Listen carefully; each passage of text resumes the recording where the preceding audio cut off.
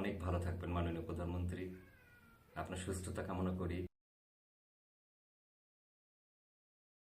সবাইকে সালাম, নমস্কার, আদাব। ধর্মের সকল ভাই বোন যারা কষ্ট করে আমার এই ভিডিওটা দেখেন তাদের সবাইকে আবার আমার এই পর্বে স্বাগতম। আমি একটু স্লো কথা বলি, সেজন্য হয়তো আপনাদের বোরিং লাগতে পারে।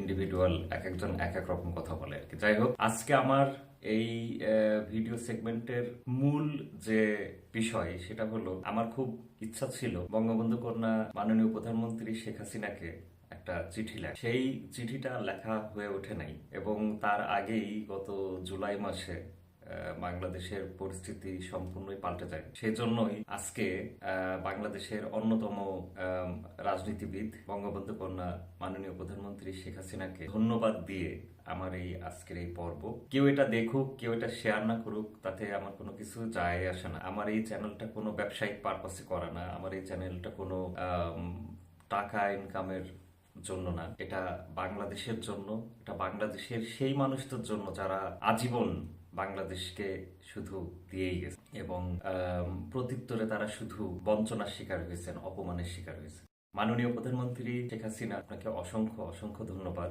আপনি আবার 1981 সালের 17ই মে দেশে ফিরে আসলেন। আপনার সেই আশাটার কোনো দরকার সেই সময় ছিল না। দরকার কোন অর্থে ছিল না, আপনি যখন 1975 সালের 15ই আগস্ট আপনার পরিবারের সবাইকে হারালেন। তো 1975 সালে আপনি আপনার পরিবারের সবাইকে হারালেন। এমনকি সেই পারিবারিক সদস্যের মধ্যে আপনার ভাবিও ছিল, যিনি ওই সময় অন্তঃসত্ত্বা ছিলেন।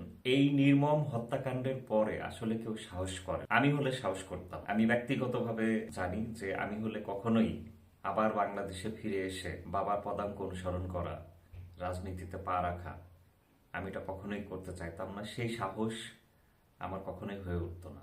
তবে আপনি আসলেন, আপনি এক কাপড়ে আবার বাংলাদেশে আসলেন এবং বাংলাদেশের হাল ধরতে চাইলেন। বাংলাদেশের অন্যতম প্রধান রাজনৈতিক দল, বাংলাদেশের স্বাধীনতার ইতিহাসের অন্যতম প্রধান শক্তি আওয়ামী লীগ, ছাত্রলীগের হাল আপনি ধরলেন। ভেঙে পড়া একটা দলকে আপনি আবার টেনে তুললেন। এর পিছনে যে ত্যাগ ছিল, এর পিছনে যে কত কত সময়, কত কষ্ট, কত শারীরিক পরিশ্রম, এই পুরাটা কর্মকাণ্ডে আপনাকে যে কত কষ্ট করতে হয়েছে সেটা আমরা বাঙালিরা কখনো অনুভব করি না।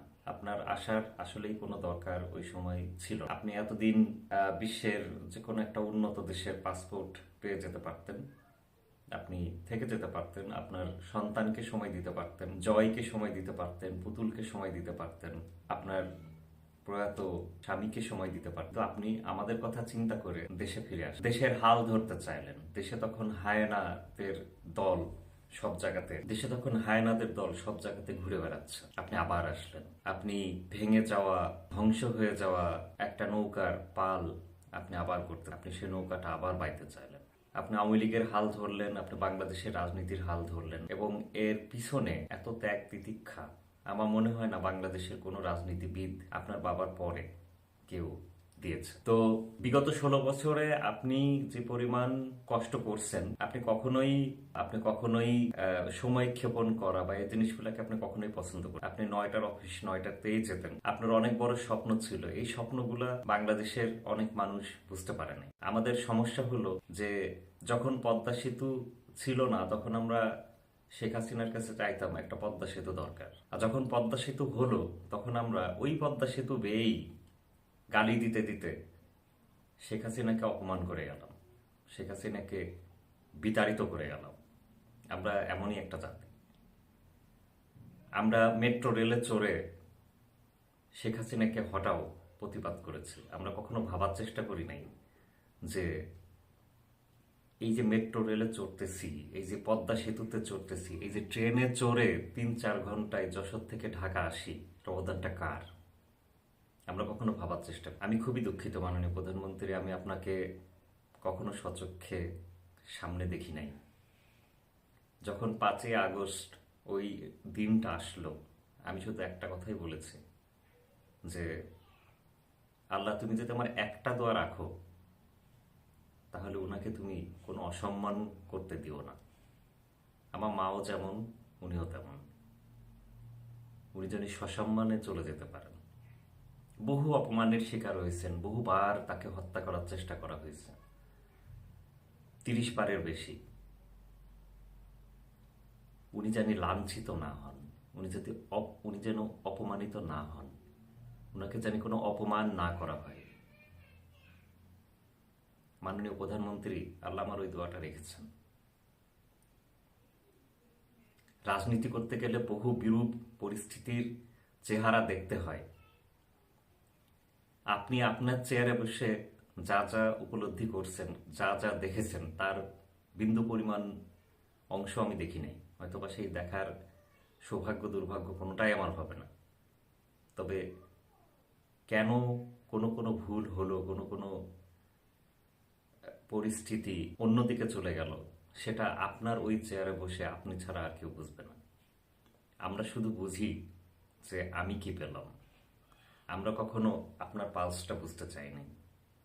আমরা কখনো আপনাকে জিজ্ঞাসা করি নাই, মাননীয় প্রধানমন্ত্রী কিভাবে থাকেন নিজের 2 সন্তান ছাড়া, শুধু দেশের কথা ভেবে। মাননীয় প্রধানমন্ত্রী, আপনাকে অসংখ্য ধন্যবাদ। আমি যখন শেষবার দেশে যাই, ঝকঝকে মেট্রো রেলে চড়েছি। আমি এখানেও মেট্রো রেলে চড়ি। আমার কাছে অনেক অনেক ভালো লেগেছে। বাংলাদেশ উন্নয়নের পথেই ছিল। গণতান্ত্রিক একটা দেশে তো সবকিছু ঠিক থাকে না। আমি যেমন উদাহরণস্বরূপ একটা কথা বলি, প্রথম আলোতে একদিন একটা সংবাদ আসলো যে কিভাবে পদ্মা সেতু প্রকল্পের যে পদ্মা সেতুর যে রেল প্রকল্প, তো সেটাতে সাধারণ মানুষ 2 নম্বরই করেছে। তারা এক রাতের মধ্যে আবাদি জমির উপরে বাসা তুলে সেটাকে বসত বাড়ি বা ভিটা হিসেবে দেখাইছে এবং জমির দাম 3 গুণ বৃদ্ধি করে নিয়েছে। তার একটা টাকাও তো আপনার পকেটে যায়নি মাননীয় প্রধানমন্ত্রী। মাননীয় প্রধানমন্ত্রী, বাংলাদেশে নারীরা যেন কর্মসংস্থানে ফিরতে পারে, নারীরা যেন স্বাধীন থাকে, আপনি সেজন্য নিরন্তর চেষ্টা করেছেন। আপনি আপনার শেষ প্রেস কনফারেন্সেও এই কথাগুলো বলেছেন। মাননীয় প্রধানমন্ত্রী, সেই লাল বিপ্লবীরা এখন খুব কষ্টে আছে। এখন বিপ্লবী মেহজাবিন বলেন বা অন্যরা বলেন, তারা এখন আর কোনো দোকানের বা কোনো শোরুমের উদ্বোধন করতে যেতে পারতেছে না। তারা আপনার প্রয়োজনীয়তাটা উপলব্ধি করলেও প্রকাশ করতে পারতেছে না। কারণ হলো, আপনার সময় তারা এক ধরনের ভয় এক ধরনের ভয় প্রকাশ করত যে মানুষের কথা বলার স্বাধীনতা নাই। তারা সেই কথাটা লিখতে পারত, তারা সেই প্রতিবাদটা করতে পারত, তারপরেও বলতো যে আমরা বাকশাল যুগে আছি।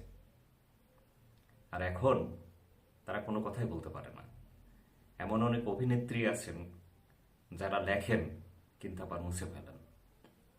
তাদের জন্য কিছু করার চেষ্টা করছেন, আপনাকে অসংখ্য ধন্যবাদ। কিছু ভুল মানুষের হবেই, আমরা মানুষ তো, কিছু ভুল হয়, কিছু ঘটনা ঘটে যায় যেগুলাতে আপনার কোনো হাত ছিল না, আপনার করার কিছু ছিল না। একটা সংসারে সবাই একরকম হয় না, একটা হাতের 5টা আঙ্গুল যেমন সমান হয় না, একটা সংসারে একটা দলের সবাই একই রকম হয় না। এবং প্রফেশনাল দৃষ্টিভঙ্গিতে দেখতে গেলে যে কেউই স্বীকার করবে যে আপনার প্রফেশনালিটির লেভেলটাই অন্যরকম ছিল। আপনি শুধু ধ্যানে জ্ঞানে বাংলাদেশকে নিয়েই ভেবেছেন। সেখানে ছোট ছোট যে বিষয়গুলা, যেগুলা আওয়ামী লীগ বলেন বা সরকারের অন্যান্যরা বলেন ডিল করতে পারত, তারা সবসময় আপনার উপরেই নির্ভরশীল হয়ে থাকত।